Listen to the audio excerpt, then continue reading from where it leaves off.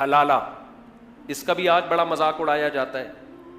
حلالے کی بھی دو قسمیں ہیں، ایک وہ جو لعنتی ہے، ایک وہ جس کو قرآن بیان کرتا ہے.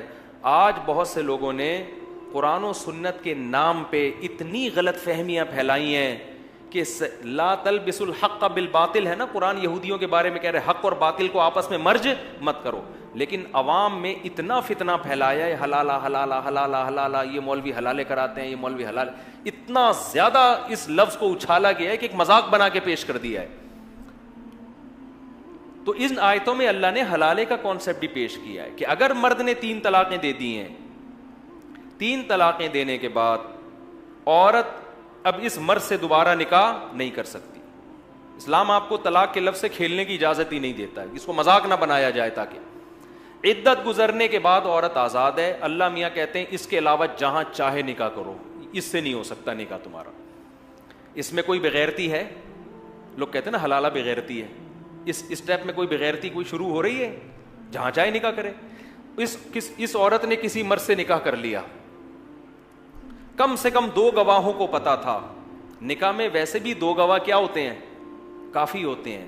اگر کوئی پوری دنیا کو بتائے بغیر کسی مجبوری سے 2 گواہوں کی موجودگی میں چھپ کے نکاح کر رہا ہے، دوسری شادی میں اکثر 2 گواہ ہی ہوتے ہیں. ان کو پتا ہے 2 کے 4 ہو گئے نا تو 4 پورے محلے کو بتا کے پٹوا کے ہونے ہی نہیں دیں گے.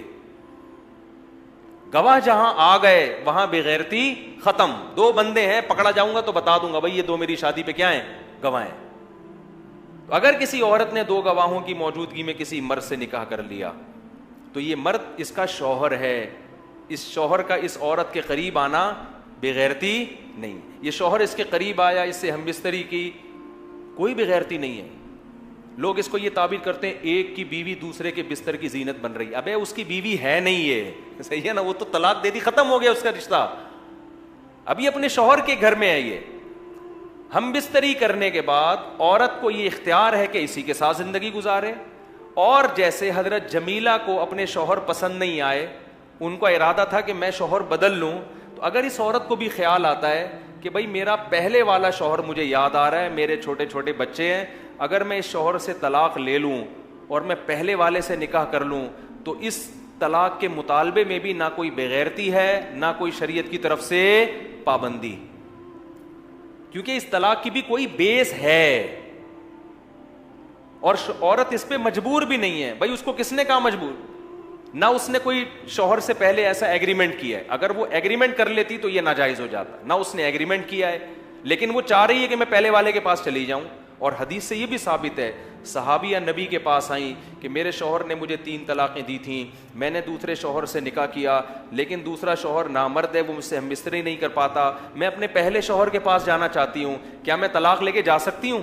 تو نبی نے تو یہ نہیں کہا، یہ تو تم بڑی بے شرمی کی معاذ اللہ بات کر رہی ہو، تم اس سے طلاق لے کے دوبارہ پہلے والے کے، یہ تو غیرت کے خلاف ہے. کوئی غیرت کے خلاف نہیں ہے. ان کو بھائی پہلا شوہر یاد آ رہا ہے، ان کو احساس ہو گیا غلطی میری تھی. تو اب یہاں اگر عورت اس دوسرے شوہر سے طلاق کا مطالبہ کرتی ہے، شوہر ہم نبی نے تو فرمایا نہیں جا سکتی کیونکہ میاں بیوی میں ریلیشن نہیں ہوا.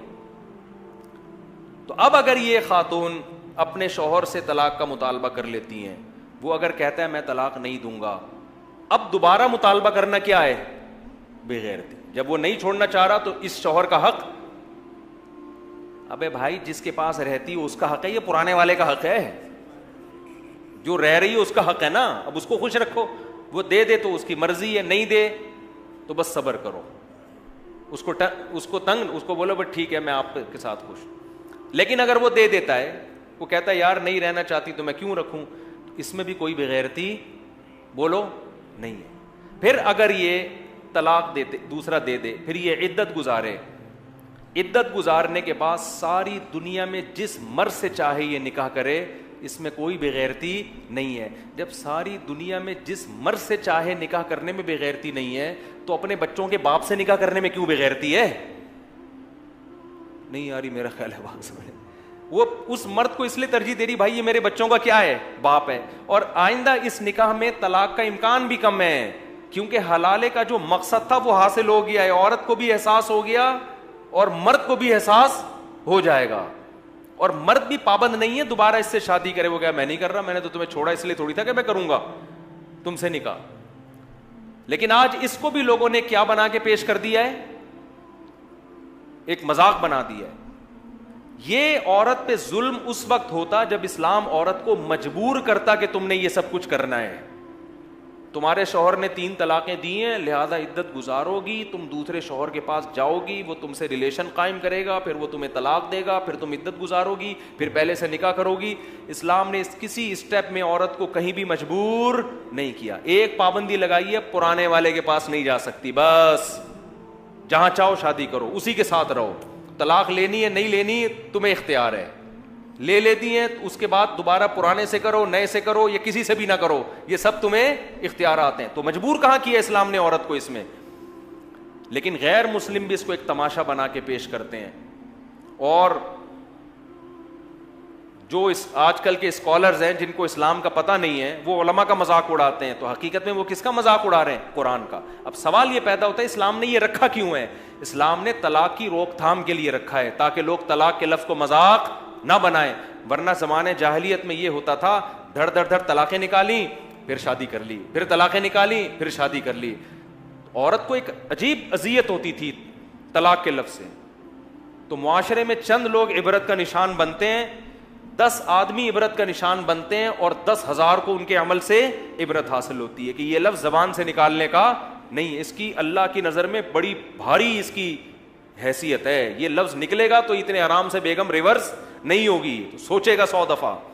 اسی وجہ سے اللہ کے انہی احکامات کی برکت ہے کہ طلاق کا لفظ بہت آسان مگر طلاق کا ریشو بہت کم ہے اسلامی معاشرے میں. یہ انہی احکامات کا نتیجہ ہے.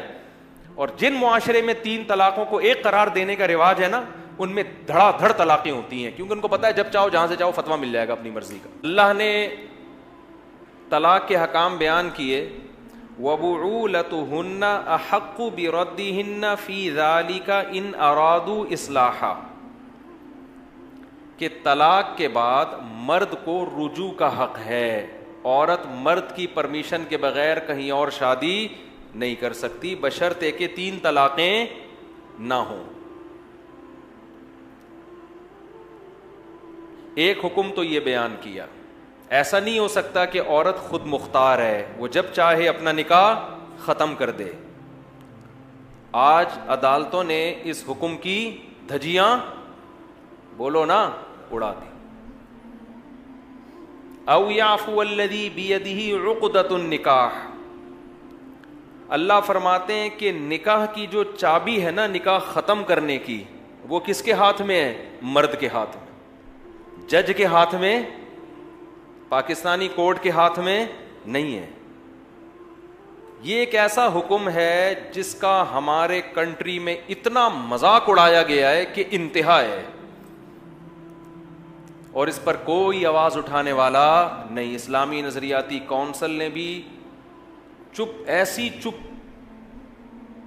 ایسی خاموشی کا مظاہرہ کیا ہوا ہے کہ انسان حیران ہوتا ہے, یار جو یہودی مذہب میں جو چیز نہیں ہے, جو عیسائی مذہب میں نہیں ہے, جو صدیوں سے اسلام میں نہیں تھی, وہ اتنی ڈھٹائی کے ساتھ اسلام میں داخل کر دی گئی. اور کیسے اسلامی نظریاتی کونسل بھی خاموش اور ہماری دینی جماعتیں بھی خاموش. نکاح میں داخل ہونے کے لیے عورت کی مرضی ضروری, نکاح سے نکلے گی عورت اپنی مرضی سے بولو نہیں.